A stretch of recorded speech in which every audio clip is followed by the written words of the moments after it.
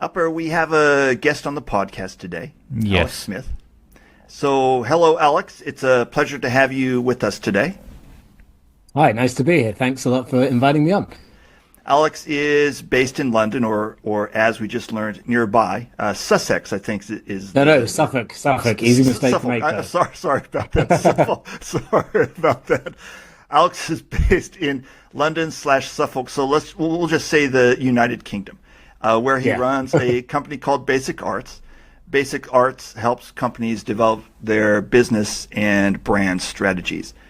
He started Basic Arts about 9 or 10 years ago, and before that, he was the planning director and the head of the strategy department at a company called Sense Marketing, which is in London. Alex puts out a great newsletter, also called Basic Arts. I highly recommend it, and if you like, you can sign up for it at his website, basicarts.org. By the way, it's not basicarts.com. Don't go there. Make sure that you go to basicarts.org. Basicarts. Yeah, those buggers. They want out $50,000 for that. I saw that it's it's empty too. Yeah. Of course it is. Yeah, very nice. So, Alex, is there anything that you would like to add to that intro, or anything that I forgot to mention or that I missed?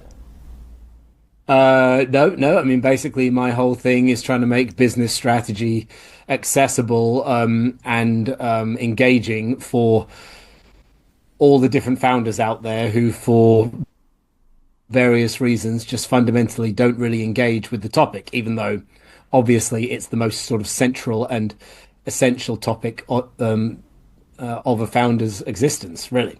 Excellent. And Alex, before we start, just so I don't forget, let's make sure that we give your contact info to our listeners. So, Alex, if our listeners want to get in touch with you, how can they find you? Yeah, if you go to the website, as you said, basicarts.org, then obviously there's a bunch of stuff there. But, my main kind of platform, I suppose, is LinkedIn. So I'm sort of LinkedIn famous, if you like. And so you can find me on there as Alex M.H. Smith. And like I say, I have to do the MH because otherwise Alex Smith is not a searchable name. There's actually an NFL quarterback called Alex Smith, and he takes up all of the bandwidth of all the Alex Smiths. So, Well, Matt is very familiar with that situation in his case. I've got. I also have, since my name is also common, Matt Krause. Since my name is also common, like there is a deeply conservative Republican senator in Texas who shares my name, and he is all over the place. I do feel like the name was sort of familiar, so there you go. That explains it. Yeah, but remember that I am Matt Krause, not the deeply conservative Republican from Texas. Okay. So But anyway, sometimes you receive his emails, or at least emails intended to end up in his mailbox. sometimes I receive emails intended for him. That is correct. Okay, so Alex, now to start us off, you mentioned in that article, in that email that I mentioned earlier, you mentioned that there are two stories that every business needs to master. I think you said that there is, what did you call it, a business story and a customer story, right? Did I get those? A company story A company and a customer story. A company. Same thing, but then it's two C's. So I guess. Yeah, so a company story and a customer story. So I'm just wondering, can you tell us a little bit about what those two stories are and a bit about how they are different? Sure. So big picture, obviously what I advise companies on is strategy and about like finding out, what direction they're going to take in the market, what unique value they're going to provide, and sort of what moves they're going to make. And obviously, the success of a company is determined by its willingness to sort of make a big risk, make a move, and get its whole organization pushing in a certain direction, rather than just being this sort of generic, flabby, vague thing, which most companies fundamentally are because of this absence of strategy. But the thing is that when people think about strategy, they generally think about it in terms of the actual content of the idea. So have you had a clever idea of something to do with your company that is going to propel growth? And of course, the substance of the strategy and what you're choosing to do as a business is important. But I actually take a bit of a different view, which is that I think that the way that you communicate the strategy is probably marginally more important than what the strategy is. And I think that if you look at the greatest strategic leaders in history, all of all the typical people, you're sort of like your Steve Jobs, your Bill Gates, your Elon Musk, your whoever it might be. You look at and the big brands as well, like IKEA and Airbnb and Patagonia. You look at the substance of what they did, and yes, it's good. It's good sort of textbook strategy, and it's the ideas they had about how to build those businesses were very solid, but they weren't anything insanely intelligent or incredible. Mm-hmm. What actually marked them apart was their founders' ability to narrativize their strategies and what they wanted to do. So that when they told them to people in their team or outside of the company, it stuck. People sort of internalized it, and then people would start acting on it. Okay. So essentially what I'm saying is the way that you communicate the strategy is much more important than what the strategy is. People they get so hung up on doing like a good bit of analysis or coming up with like a clever idea or sounding out all the permutations, when actually it's sufficient to just have a nice, clean, simple, clear idea for the business, and then to narrativize it in a way that really makes it stick with people. So that's kind of like a big part of what I teach, not just how to develop the strategy, but how to communicate it. And that takes us on to those two stories. And I say these are two stories that every business must have. The truth is that most businesses have none of them. Okay. And when I explain them to you, you'll see why that's a sort of problem, and you'll be able to sort of recognize it. Sure.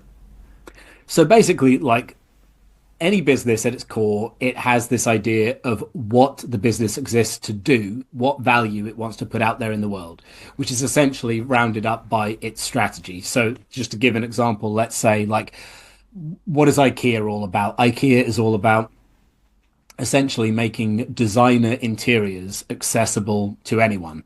How do they do that in terms of their core innovation? They obviously developed all the sort of flat pack stuff, which now we take for granted, the out of town superstores, etc. All these things that make it so that they're able to sell this sort of attractive designer furniture at these incredibly low prices. So that's fundamentally what IKEA exists to do. Just make designer interiors accessible. That's the crux of the business. Okay. And of course, they then have to do lots of things to make that happen. But when they're talking about that, the way that they talk about that to their customers and the way they talk about that to their team are fundamentally completely different. Okay. And the reason for that is because you obviously need to, whoever you're speaking to, and you guys talk in the world of presentations, I'm preaching to the choir here. You obviously need to speak to people in a way that is relevant to them and which sort of like chimes with what your audience is looking for. Yeah. So if we think about like the customer, first of all, when you've figured out what your business does and the value that you want to give to your customers, you need to find a way to communicate that to them. And the way that you do that is essentially to make them the protagonist of the story and make almost all of the story, all of the communication about them. Okay. So it's Donald Miller, who you probably heard of. He wrote like book about the story brand. He has a really nice little way of describing this, where he says, you want to imagine that like your narrative was like a James Bond movie. The way that you want to think about it is that the customer is James Bond, and your brand is Q, and that gives you an idea of the ratio of how much you should be talking about each one of those parties. So you should be just talking about the customer, the customer, the customer, the customer. They reach some kind of like difficulty, and then boop, your brand just comes in, pushes them over the edge, and then they go on to have the big success. But basically the whole story is about them, and the brand is a very, very small part of that. Now, this isn't what most companies do in their marketing comms and stories. They normally have those ratios inversed. The brand is James Bond. They talk all about how great their company is and their product is, and they leave very, very little space for the customer. So That's basically what you need to do with your customer story, is a way of talking about your business where the customer is the protagonist and your business has a small role. So let me However, interrupt. Let me yeah, sure. interrupt you for a second, just to make sure that I'm following correctly. So, in this James Bond movie metaphor that you're using, so your brand, your company is Q. So you're the, Q is never the star of any James Bond movie. So your brand is basically just providing the tools that help the customer solve whatever problem they're trying to solve. Is that what you're saying? Exactly, yeah. So I mean, let's take it back to the hypothetical IKEA example, just because we all know basically what IKEA does. Okay. So, if IKEA were, obviously IKEA, they've got lots of different forms of marketing, but if we simplify it and we were to say that IKEA just had one core marketing script, it might go something along the lines of, how your home is meant to be your sanctuary, and you work hard, and you do all this stuff in your life, and you just want to come back to a place that makes you feel happy and gives you a sense of peace. But the problem is that like furnishing a house, it costs so much money, and it's difficult to know what's going to look good, etc. And this is why most of us just end up having these houses that are just like not particularly nice places to be. However, what we do at IKEA is, because we've done these various things with flat pack furniture and stuff like that, we give you this beautiful, cohesive, full set of like interior furnishings that anyone can afford, and you can take home, you can build yourself, and create this like beautiful, peaceful, attractive surrounding, so that anyone can actually have the home that they deserve. Now, IKEA have never done marketing that is as on the nose as that, but that script is the implicit structure of IKEA's marketing everywhere you look. Okay. And if you then think about what I just said there, like how much of that script was IKEA? It was, in terms of the amount of words, it was probably about a fifth of it. Yeah. The rest of it was just about like the customer's life and painting a picture that they might recognize. Okay. So that shows you how like that particular story should be structured, and the sort of ratio of it. Okay. Now, the thing is that like you're not only ever talking to your customers, there's a huge amount of communication you have to do to your team. So internal communication, and not just your team. It might be investors. Sure. It might be sort of partners who aren't customers. So again, continuing the IKEA analogy, they're logistics partners or whoever it might be, or the press. Essentially, anybody who isn't actually a customer, but who you need to talk about the business to. Okay. Now, for them, you obviously aren't going to like tell them. You're not going to frame your business around the customer story, because, like they've got different interests. That you're not trying to sell them a sofa. Okay. So with the customer story, with the company story, the goal here instead is to talk about your business, the same strategy, but to talk about it in a way that makes it exciting for. Let's just make it simple. That makes it exciting for your team and makes them want to be a part of it. Okay. So the key with this is to essentially describe your business in a way that makes it seem like it is delivering some big, important, exciting change in the world, and that you investor, you team member, whatever, you want to be a part of this. Okay. So the basic structure that you lay out any one of these company stories is always kind of the same. One, maybe a bit of origin story. Why did you set up this company in the first place? Bit of background about yourself. Okay.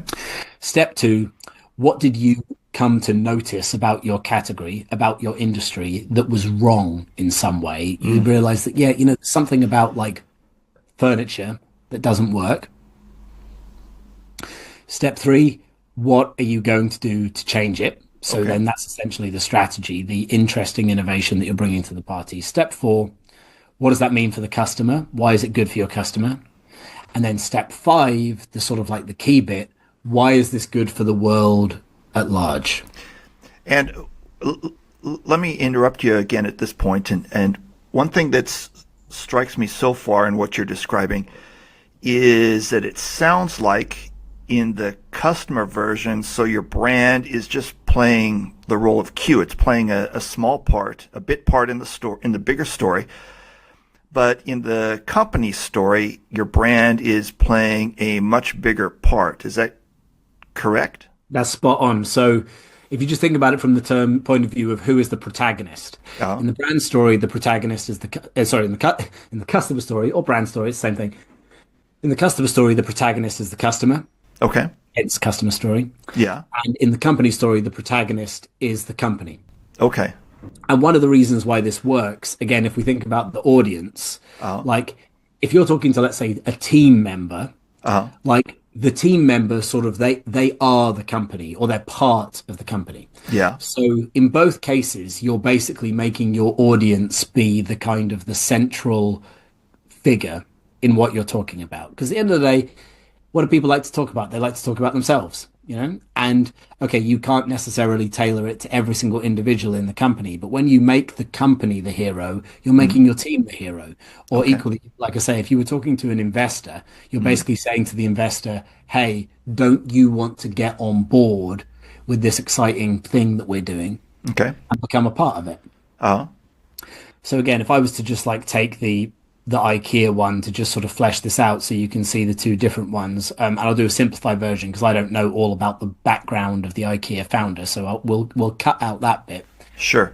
But in this particular situation, you might say something along the lines of, look, the way that the furniture industry works today, when I say today, I mean, 40 years ago when they were founded, obviously now people have caught up with them.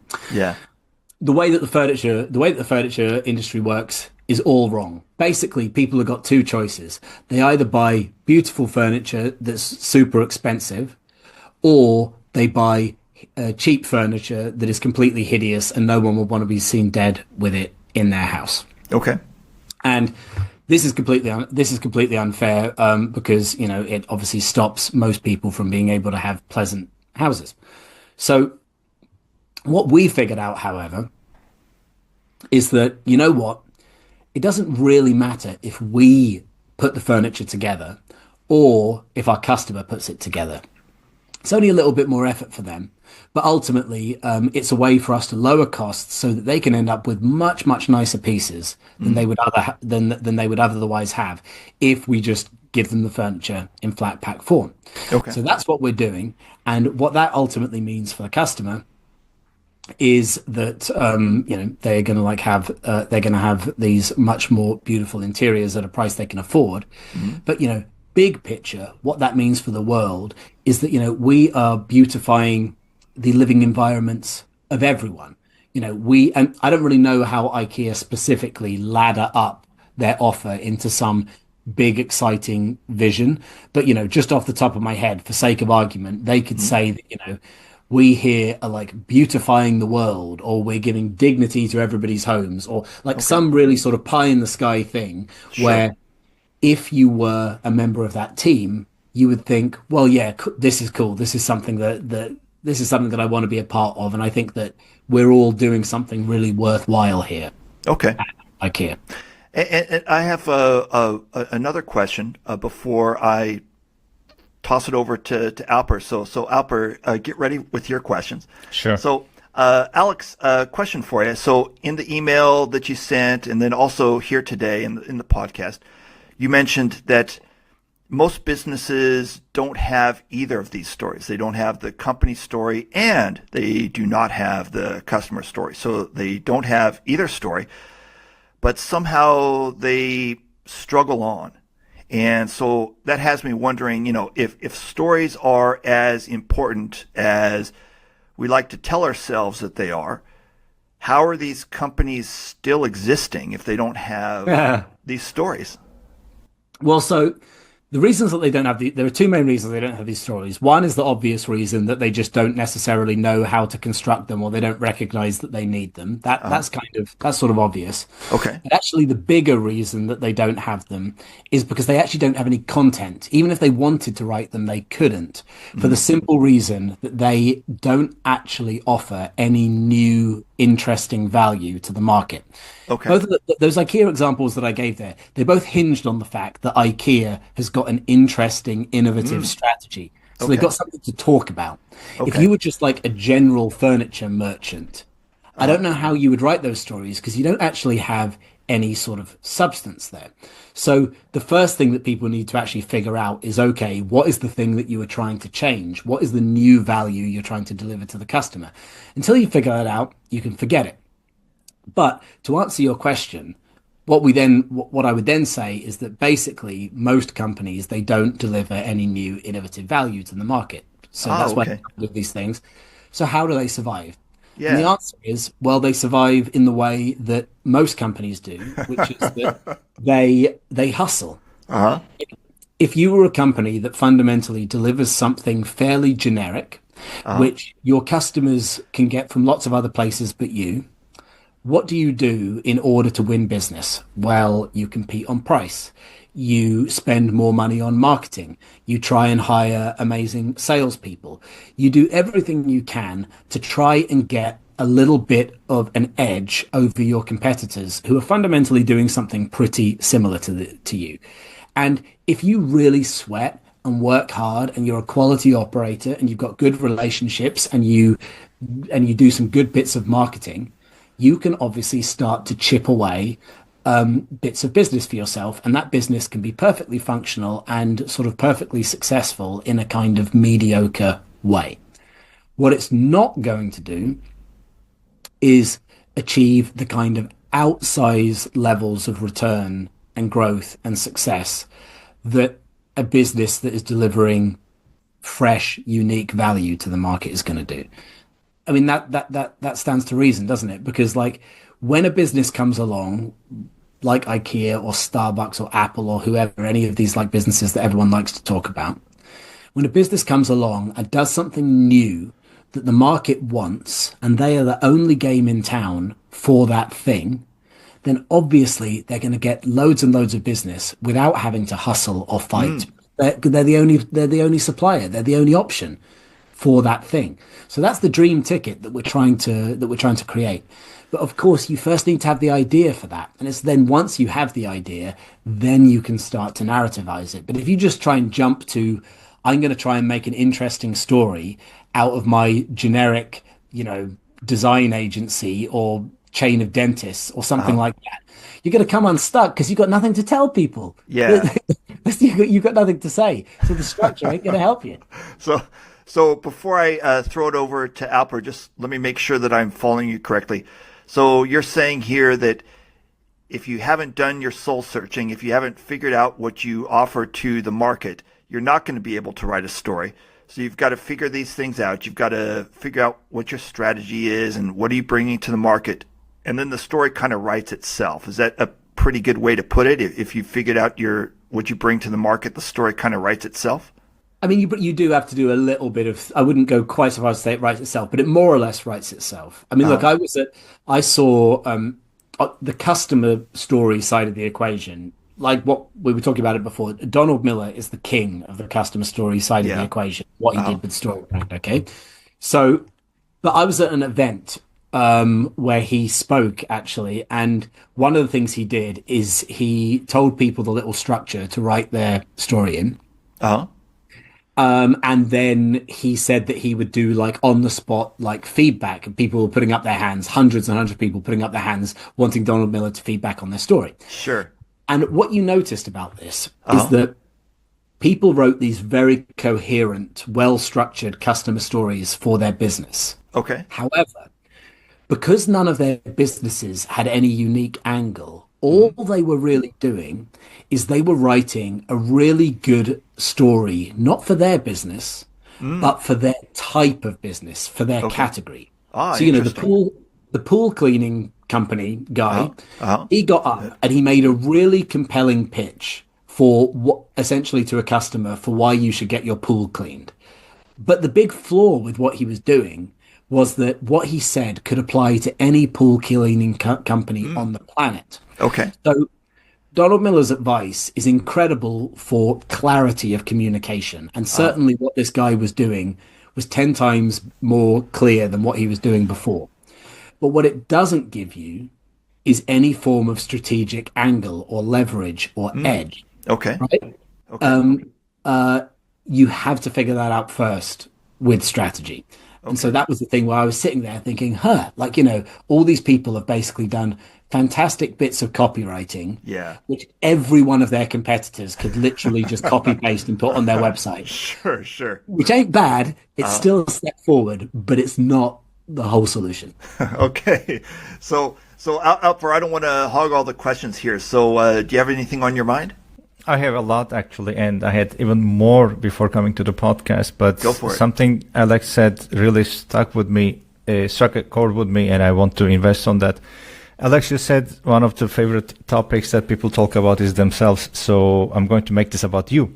I want to ask you, what was your story when you decided to declare that or claim that many businesses are struggling with messaging clarity? And I want to ask that because I loved reading on your website about when you said your background isn't typical for strategy. You have no MBA, no PhD, no corporate background.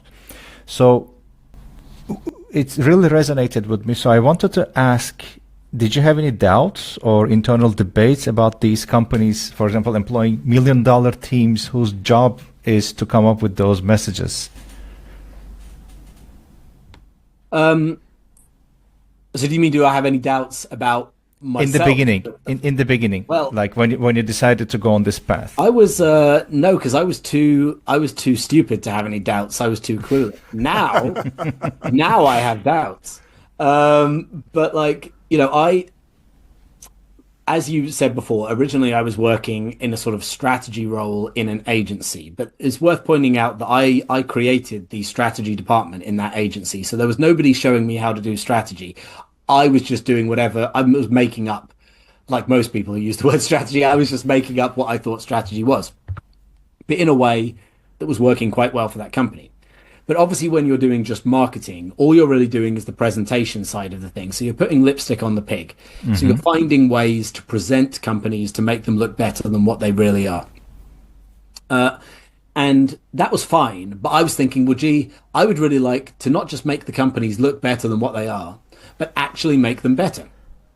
Actually make it so without any marketing spin, what they're selling is something really high value and which the market really wants, and whether all the creative marketing just becomes like a bonus.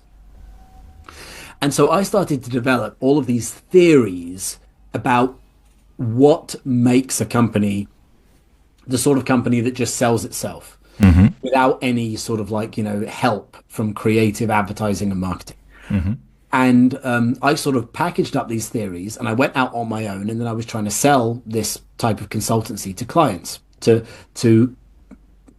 help them sort of make their business be, to, instead of putting lipstick on the pig, work on the pig itself. Yeah. And I did this for like a few years, and I thought that what I was doing was very original, very unique. And all these theories that I'd had were really kind of like these groundbreaking sort of theories. And then I remember I did a TED talk, a TEDx talk that did pretty well. It got like a couple of 100,000 views about my sort of theories. And somebody in the comments below, they wrote, "Oh, this is cool. This is just like Blue Ocean strategy." And I'm like, what is Blue Ocean strategy? Okay. Now, for people who don't know, this is like one of the all-time great corporate strategy books. It's like sold, hundreds of thousands of copies. It's a big classic. But here I was, never even having heard of it, let alone read it. And eventually I did read it, and I was like, oh my God, people are just going to think that I ripped off all this stuff. Because little did I know that all these original ideas that I thought I'd had were ideas that in the world of corporate strategy, these have been had 100 times over. And like Michael Porter and Peter Drucker and people like this have been writing this. This is all stuff that's been known for decades. And anyone who's done like an MBA would be familiar with this stuff. But because I was coming from out of nowhere, I didn't know any of that stuff exists, and I was just making all this stuff up. But because because there's only so many ways that you can make a business have leverage, of course it stands to reason that my discoveries are exactly the same as the discoveries of all these other guys 20, 30, 50 years ago. Now, at first, I was very sort of down about this because I realized, oh, I've never had an original thought in my life. But on the other hand, it gave me this weird advantage, which is that, okay, look, I could have just read a couple of books and figured all of this stuff out and saved myself like 5 years of like thinking. But because I didn't do that, I had come up with an entirely new language to talk about these exact same concepts. Because I'd obviously just sort of like made it up. And the language that I use to talk about them for a lot of companies, the majority of companies, is actually more clear and more accessible than the stuff that you're going to find in like a Harvard MBA textbook. The underlying ideas are basically the same, but like just the way that I talk about it is just a bit more sort of direct and straightforward and engaging because, like I say, I was just sort of like talking about it in my own natural voice. And so that's obviously where then I've had this sort of opportunity to kind of build this big audience and get more and more people interested in strategy because I'm just giving them a different entry point to the same core amounts of materials. So to this day, yes, I have extreme doubts that I sort of think like, well, a person, like a Harvard strategy professor or a person who's done like 10 MBAs and is working in the boardroom of Shell or something, would they look at what I'm saying and think, well, yeah, what a load of obvious nonsense kind of thing. Who is this? But weirdly, more and more now, I actually get invited to speak or to consult at some of these big firms who, as far as I'm concerned, they should know better because they can just go and hire McKinsey or someone. So why the hell would they ever want to hear from me? But even these big firms like Procter and Gamble and Roche and like Microsoft and whoever, like they weirdly, they want the kind of the dumbed down version as well. Because frankly, every single person on the planet, they want things to be accessible and they want things to be engaging and they want things to be straightforward. And so even though I would say that, I am a much, much worse, quote unquote, strategist on paper than any, I don't know, partner in McKinsey or person who actually really knows their stuff. And I'm like totally cool with that. But what I can do that they maybe can't do is get people who don't really care interested in this stuff and to engage with it. And that is actually the bigger battle, really.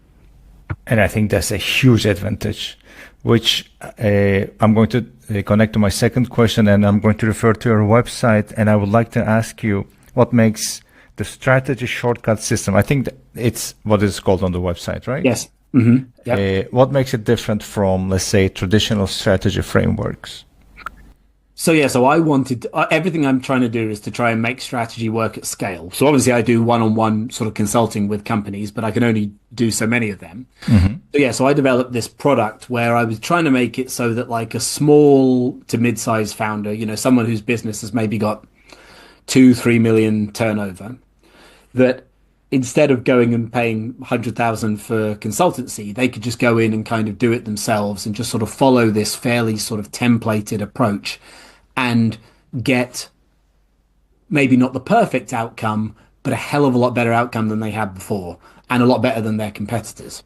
And so in that, what I tried to do was, the way that I see it is, you sort of try and take the 20% of strategic principles that do 80% of the heavy lifting, boil it down to that, and then just basically give this sort of step-by-step sequence of kind of questions and exercises that anyone can go through with their business and uncover some forms of leverage that they didn't know that they had, number one. And then number two, like what we were talking about before, articulate that idea in a way that actually makes it actionable and that they can kind of get on with it. And, the mistakes that people make in this field, they're always the same mistakes. There are 3 or 4 endlessly repeated mistakes. And once you start to see that pattern, you're like, all I really need to do in this product is just catch people when they make these mistakes that I know for sure they're going to make. They're going to make them, yeah. And then what's left will be something that, like, it might only be a 6 out of 10 kind of piece of work, but if you're operating in a market where nobody else is even trying to do the work in the first place, well, 6 out of 10 is going to blow them out of the water. Oh yeah. So that's the kind of like, yeah, so that's my pitch for the strategy shortcut system is if you want to do a 6 out of 10 piece of work, there you go. That's great. That's great. Matt, I was going to throw it back to you, but I have one question which is closely related to what Alex just talked about. And Alex, I want to ask you about the early stage founders. And in your opinion, what are the first critical steps to setting up a winning strategy for them? Yes. So I did actually do a post that had like some very specific steps in it. And now I can't remember exactly what they are, but I'll just tell you the stuff that springs to mind off the top of my head.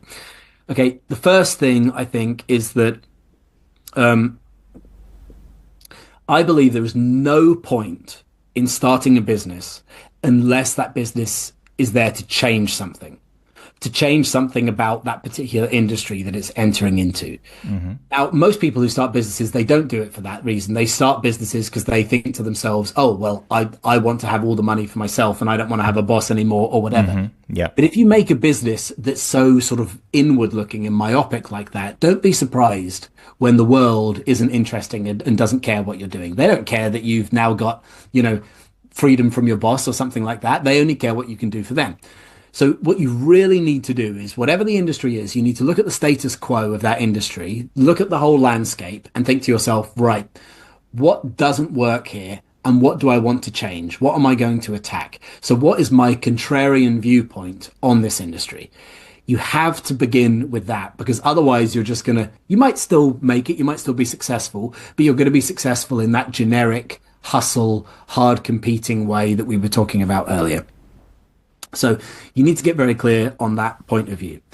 Then obviously you go out there and start executing. And I would say that you have to be prepared for the fact that your initial hypothesis, 90% likelihood is going to be incorrect. Mm-hmm. You've got to hold on to it very, very lightly. And frankly, the first year, 2 years, you should be deliberately quite unstrategic. Yes, you want that initial hypothesis, that initial sort of challenger mindset, just to kind of get the ball rolling. But then basically you're just throwing shit at the wall and seeing what sticks. And you need to just do a lot of experimentation because the things that work about your business, I can guarantee you they're not going to be the things that you thought would work. Almost every strategy project I do takes on the pattern of you go into the business, let's say it's 5 years old, and you look at it and the founder, they think that their business is all about X and the thing that makes their business special is X. But actually, the thing that's really making their business work is this other thing over here. It's Y, this thing that they never even meant to do, this completely accidental thing, but that's actually that market is interested in and that's actually, driving the traction that they have. As the founder, it's very, very important that you are completely open-minded about what your business is, what this thing is that you're making. It has an identity which is separate from you. It's like having a child, right? Like if you have a kid and you're desperate for that kid to, I don't know, play football or something, and you have this vision of my kid's going to be a footballer. But then as the kid grows up, they really, really want to play violin for sake of argument. You've got a choice as a parent. Okay, either I'm going to bloody well force them to play football and they'll be a terrible football player and we'll all be miserable. Or I think, well, actually, it'd be really cool if they were amazing at violin as well. So, okay, fine, never mind. We'll park the football idea. And we're just going to encourage the kid to nail the violin, and then boom, everyone's happy, and the kid thrives and flourishes. Yes. And you're proud, and whatever. And all you had to do was put aside your initial kind of preconceptions over what should happen. So it's exactly the same thing with the business. You just got to watch for where the business really gets traction, and be ready to put your initial hypothesis in the bin, and then go with your version 2. And then you can really start to push that and accelerate it. There's this Dolly Parton quote, which says everything you need to know about strategy, which is, she says, find out who you are and then do it on purpose. And that is the whole game right there. And it's not what anybody does. Because notice, she doesn't say, decide who you want to be and then do it, which is what most people are doing. Most people will tell you, decide what you want to do and then go out there and do it. No, because you might choose to do something which actually doesn't work or which doesn't really gel with what the market wants or with who you are. She's saying you need to actually find out what this business is already. What is the thing that is inherent in this that works, that you didn't choose, it's just the way it is. And the sooner you get on board with that and start doing that on purpose, then everything's going to click and everything's going to flow. And that's what most founders, they make the error that they let their ego get in the way, and they try to hold on to their initial vision rather than just like letting the business blossom into what it wants to become. Wow. Well, this is solid gold, and with the 5 steps that you mentioned previously, I think this is going to make one great content for anyone listening. Yeah, we're going to have to wrap up in a moment, but before we wrap up, I wanted to ask you, Alex, that Dolly Parton quote, that was gold, like Alpert. It's great, isn't it? Yeah, what was that quote again? Could you say that again? Find out who you are and do it on purpose. Oh, that was great. I love that. That quote right there is gold. You look in the history of some of the greatest companies in the world, and there was literally a moment in time when they sat down, figured out who they are, and then started doing it on purpose, and the business accelerated like crazy. This is the exact pattern. Excellent. All right. Well, Alex, I wanted to thank you for being on the podcast with us today. It was great having you, and it just got better and better, and it finished off with that quote that you just gave us. And oh man, I love that quote. It's going to inspire me for forever now. Yeah, yeah.